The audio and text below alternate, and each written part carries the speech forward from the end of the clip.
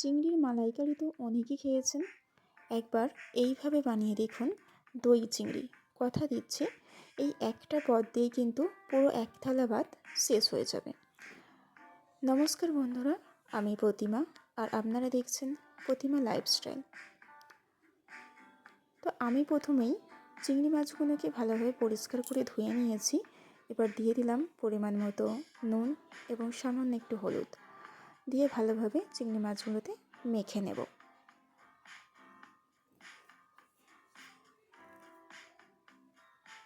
নুন আর হলুদ ভালোভাবে মেখে নিয়েছি। দুটো পেঁয়াজ নিয়েছি, আদা রসুন এবং কাঁচা লঙ্কা, এগুলো একটা মিক্সিং জারের মধ্যে দিয়ে সামান্য একটু জল দিয়ে দিয়েছি। এবার একটা মিক্সড বানিয়ে নেব। অন্যদিকে গ্যাস অন করে দিয়ে দিয়েছি ফ্রাইং প্যান, দিয়ে পরিমাণ মতো সর্ষের তেল দিলাম। তো তেলটা একটু গরম হতে দিতে হবে। গরম হয়ে গেলে দিয়ে দিচ্ছি চিংড়ি মাছগুলো।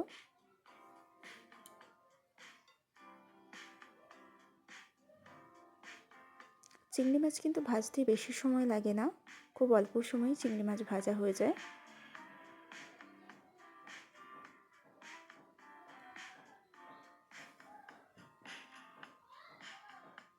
গ্যাসটাকে একদম লো ফ্লেমে রেখে কিন্তু আমি মাছগুলো ভেজে নিচ্ছি। এরকম যখনই একটা লালচে ভাব চলে আসবে তখনই কিন্তু চিংড়ি মাছগুলো ভাজা হয়ে যাবে। এবং আমি উল্টো দিকটা উল্টে দিলাম। তো উল্টো দিকটা একইভাবে আমি ভেজে নেব।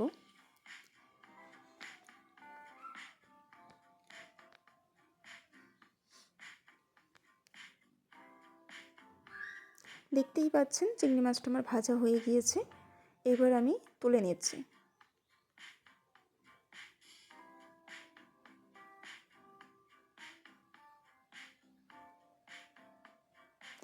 এইবার আমি দিয়ে দিচ্ছি কিছু গোটা গরম মশলা, যেমন এলাচ, শুকনো লঙ্কা এবং দারচিনি,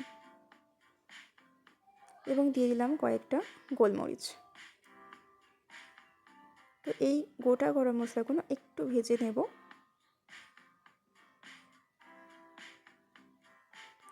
এবার দিয়ে দিলাম যে মিশ্রণটা আমি তৈরি করেছিলাম পেঁয়াজ, কাঁচা লঙ্কা, আদা এবং রসুন দিয়ে, সেই মিশ্রণটা দিয়ে দিলাম। দিয়ে যতক্ষণ না আদা রসুন এবং পেঁয়াজের কাঁচা গন্ধটা যাচ্ছে ততক্ষণ পর্যন্ত একটু নেড়ে চেড়ে ভালোভাবে ভেজে নিতে হবে মশলাটা। তো মশলাটা আমার ভাজা হয়ে গিয়েছে। এবার আমি দিয়ে দিচ্ছি 1 চামচ জিরা, 1 চামচ ধনে গুঁড়ো এবং দিয়ে দিচ্ছি সামান্য একটু হলুদ।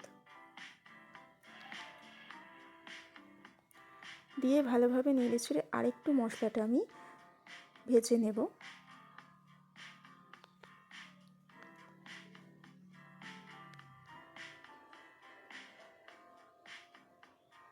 অবশ্যই একটু টাইম দিয়ে কিন্তু মশলাটা ভালোভাবে ভেজে নিতে হবে।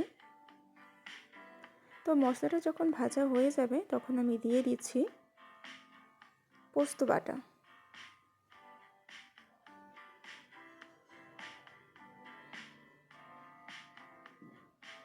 তো পোস্ত বাটার সাথে পুরো মশলাটা ভালোভাবে একটু কষে নেব।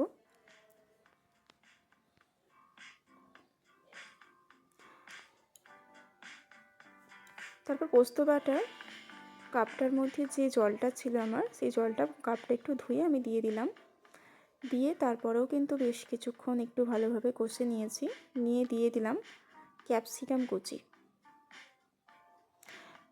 আপনারা যদি চান এখানে বেশি পরিমাণে ক্যাপসিকাম অবশ্যই অ্যাড করতে পারেন, তবে আমি বেশি দিলাম না, আমি অল্প পরিমাণে ক্যাপসিকাম অ্যাড করলাম। এবার মশলাটা একটু সময় নিয়ে ভালোভাবে কষতে থাকবো যতক্ষণ না ক্যাপসিকামটা একটু নরম হয়ে আসছে। এবার ক্যাপসিকামটা একটু নরম হয়ে যাওয়ার পর দিয়ে দিচ্ছি টক দই। আমি এখানে 100 গ্রাম টক দই ব্যবহার করলাম। তো টক দইটা দেওয়ার পর ফ্লেমটা কিন্তু গ্যাসের ফ্লেমটা একদম লো ফ্লেমে রেখে ভালোভাবে নেড়ে ছেড়ে প্রথমে মিক্সড করে নিচ্ছি।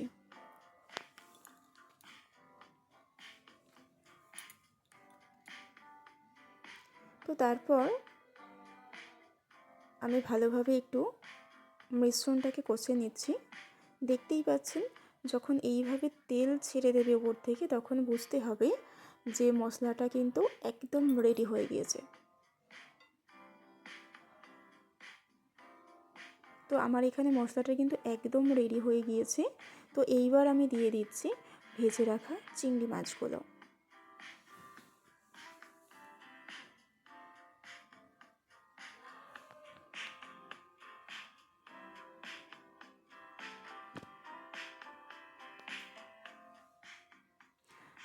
চিংড়ি মাছগুলো দিয়ে একটু ভালোভাবে মিক্সড করে নিতে হবে।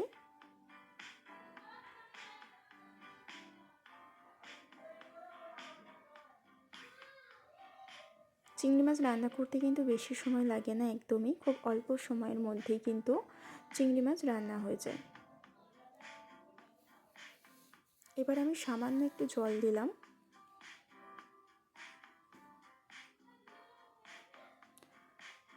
জল দিয়ে এবার ভালোভাবে নেড়ে দিচ্ছি।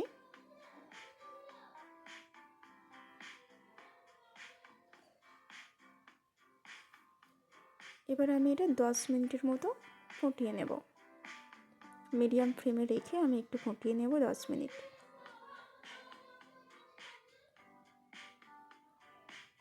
দিয়ে দিলাম স্বাদ মতো লবণ, যেহেতু লবণটা আমি আগে অ্যাড করিনি তো এখন দিয়ে দিলাম।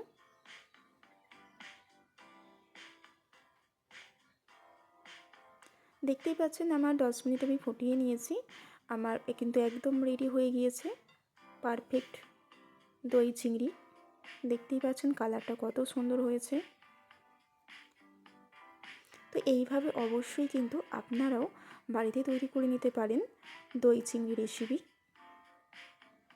এইভাবে রান্না করলে কিন্তু ভাতের সাথে আর কিচ্ছু লাগবে না, এই একটা পদ দিয়েই কিন্তু এক থালা ভাত পুরো খাওয়া হয়ে যাবে।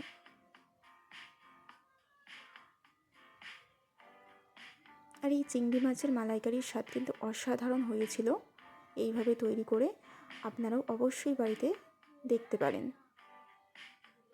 দেখতেই পাচ্ছেন কালার কত সুন্দর হয়েছে, আর খেতেও কিন্তু ঠিক ততটাই সুন্দর।